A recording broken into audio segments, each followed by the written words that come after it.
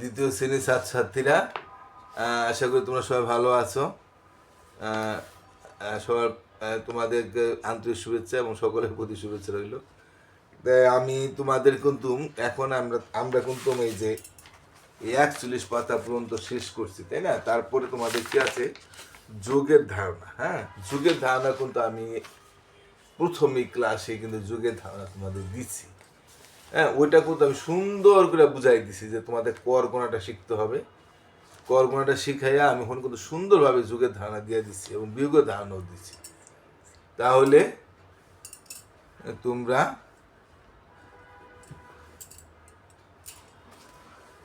যুগের ধারণা দিয়ে দিচ্ছি, তাই সেই যুগের ধারণাগুলি যারা দেখছো তারা আমার মনে হয় সহজে যুগ শিখতে পারছো। এখন তোমাদের আমি যুগের ধারণাটা আবার আজকে একটু দিয়ে দিই। যারা দেখছো তারা তো সুন্দরভাবে শিখতে পারছো আশা করি। না হলে যারা দেখো নাই, আমার ওই যুগের ধারণাটা ক্লাস 2 ছেলেমেয়েরা দেখে নিবা, তাহলে অতি সুন্দরভাবে বুঝতে পারবা। তাই যুগের ক্ষেত্রে বা বিয়োগের ক্ষেত্রে আমি বলছি 9টা কর তোমাদের শিখতে হবে। আগে আমরা যেমন ওই যে কাঠি দিয়া বা দাগ দিয়া তোমরা প্রথম শ্রেণী থাকতে যোগ করছো বা বিয়োগ করছো, এখন আমাদের কাঠি দিয়া করলে তোমরা আর পারবা না। এখন আমাদের হাতের কর আছে 9টা। তাই এটা হলো 1-এর কর, এটা হইলো 2-এর কর, এটা হলো 3-এর কর, এটা হলো 4-এর কর, এটা হলো 5-এর কর, এটা হলো 6-এর কর, এটা হলো 7-এর কর, এটা হলো 8-এর কর, এটা হলো 9-এর কর। এটা আমি প্রথম দিনে তোমাদের যুগের ধারণা যখন দিছিলাম তখন সুন্দরভাবে বুঝাই দিছি। আবার আমরা বলি এটা 1-এর কর, এটা 2-এর কর, এটা 3-এর কর, এখানে কোনো দাগ নাই, কিন্তু এটা 4-এর কর, এটা 5-এর কর, এটা 6-এর কর, 7-এর কর, এখানেও দাগ নাই, এটা 8-এর কর, এটা 9-এর কর। এই 9টা কর আমার মুখস্থ করতে হবে। অর্থাৎ আমি যদি 6-এর কর কোনটা, এটা, 5-এর কর কোনটা, এটা, 7-এর কর কোনটা, এটা তোমাদের মনে রাখতে হবে। তাহলে আমরা যোগ অঙ্কগুলা অতি সহজে করতে পারবো। আমি বইয়ের মধ্যে করে দিতেছি, যেহেতু তোমাদের যুগের ধারণা দিয়া দিচ্ছি, যুগ তোমার শিখে গেছো। আর যারা যুগের ধারণা দেখো নি, আমার প্রথম দিকের পার্টটা, দ্বিতীয় শ্রেণীর প্রথম পার্টটা দেখে নিবা।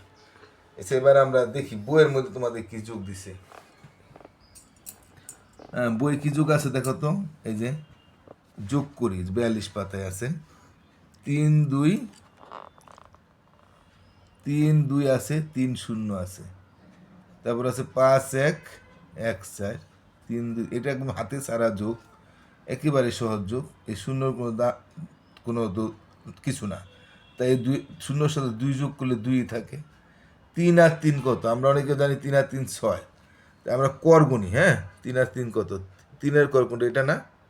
3, 4, 5, 6। আবার 3 কইবা না, 3-এর পর বলতে হবে 3, 4, 5, 6। তাহলে আমরা এখানে 6 লিখি। আর 3, 3, 6 আমরা অনেকে জানি। বা 4 আর 1 কত? অনেকে বললো 5 হয়, তাই না? 4 আর 1 5 জানি। তারপর আমি 4 মনে রাখলে 1-এর কর করলে 4, 5, 5। 1 আর 5 কত? 5 আর 1, 5 আর 1 হইলো, আমরা জানি 5 আর 1 6 হয়, তাই না? 5, 6। আর 1 আর 5 6 হয়। উপরেরটা আমরা মনে রাখতে পারি, নিচেরটা মনে রাখতে পারি। বড় সংখ্যাটা মনে রাখো, উপরের সংখ্যাটা যেহেতু বড়, যুগের সময় যে কোনো একটা উপরেরটা মনে রাখতে পারি, নিচেরটা মনে রাখতে পারি। তা পাশে বোঝায়। আর এখানে কত আছে? 2 আর 2 আছে। 2, 2, 4 আমরা জানি, তাই না? 2 আর এটা 2-এর ঘর। হ্যাঁ, 2-এর ঘর কোনটা? এটা না? 2, 3, 4, 3, 4। আর 2 আর 3 কত? 5। তারপর আমরা বললে 2, 3-এর ঘর, এটা না? এটা 3-এর ঘর। 2, 3, 4, 5, 2, 3, 4, 5। এখন এখানে 0, 0, 0, 0 দাম নাই। 5 আর 2 কত? 5 আর 2 হইলো 7, আমরা জানি। তারপর গুনি 5 টাইম, বড়টা আমরা মনে রাখি, তাহলে সুবিধা দেবো।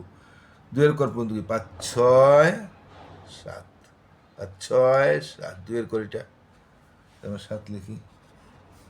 এটা 5 আর 3 কত? 5টা মনে রাখি, বড়টা মনে রাখি। 3-এর কর পর্যন্ত গুনি।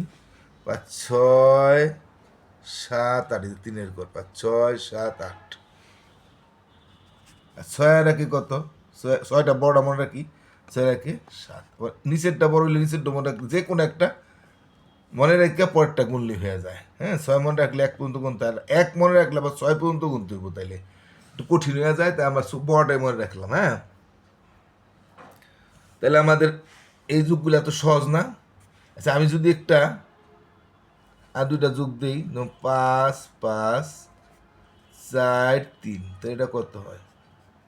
একটু হাতে ছাড়া 4 থেকে গুনলে 5 পর্যন্ত গুনতে হবে, 5 থেকে গুনলে 4 পর্যন্ত গুনতে হবে।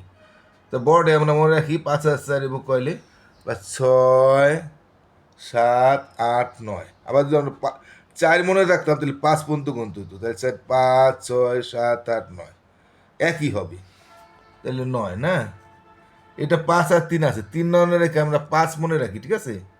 5 মনে রাখলে আমরা 3 পর্যন্ত গুনতে পারবো। 5 আর 3 কত? 5 6 7 8।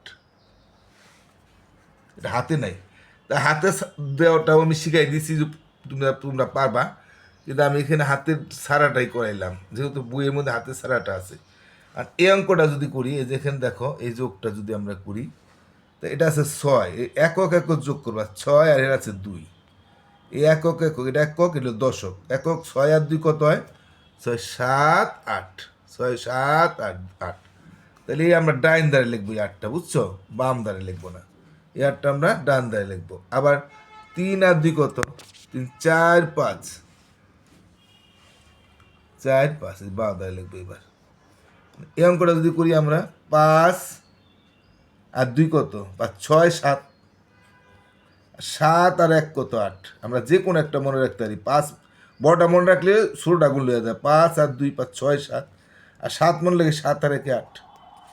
আর এটা যদি আমরা করি 5, এটা কিন্তু একটা সংখ্যা, এককের ঘর, এটা আছে 2টা দশকের ঘর। এককের ঘর এককের যুগ, 5 আর 1 6, আর এটা দশকের ঘরে কিছু নাই, আর সাথে সাথে থেকে দেবো। এটা যদি আমরা করি, এই শূন্যটা কোনো দাম নাই, তাহলে এটা এককের ঘর কিন্তু শুধু আছে। একক একক যোগ করলে শূন্যর দাম নাই, 8ই থাকে। এটা শুধু দশকের 6 আছে, বহাই দেবো। আর এটা শূন্য আছে এককের ঘরে, এটা শূন্য এককের ঘরে 5 আছে, তাহলে 0 আর 5 যোগ করলে শূন্যর কোনো দাম নাই, 5 থাকে। আর 1 আর 3 আর 1 কত? 3 আর 1 4, 4 বহাই দিলাম। মানে একক একক যোগ, দশক দশক যোগ। তো ঠিক আছে, আজকে আমরা এই পর্যন্ত পাঠটা রাখলাম। হ্যাঁ, তোমরা আমার আবারও বলি, তোমরা যদি যুগের ধারণাটা হাতে রাখা যোগ প্রথম দিকটা আছে, তাকে এখানে আমি হাতে রাখার পরে যোগ পরে শিখামো, এই কিন্তু তোমরা শিখতে পারবা। তো সবাই তোমরা নিয়মিত একটু পাঠটা দেখবা, আর তোমরা স্কুলে গেলে অভিভাবকরা যারা স্কুলে যান একটু বললেন, অন্যান্য অভিভাবকরাও তাদের ছেলে মেয়েদেরকে পাঠগুলি দেখায়। আশা করি তারা একটু শিখতে পারবে, কিন্তু ঠেকা লাগবে না, দেখলেই তো হয়। একটু আমার সাবস্ক্রাইব করলে আমার লাভ, আর আপনারা দেখলে একটু ভিউ বাড়ে। আবার মোটেও ভিউ হইতেছে না, খুব কম মানুষে দেখে, যাতে তো আর আমার কোনো লাভ হবো না, তারপরও দেওয়া যায়, আপনাদের একটু উপকার হইলে তো। সবাই ভালো থাকেন, আর নিয়মিত পাঠ দেন, পর্দাটা বড় করে দেখবেন, ঠিক আছে?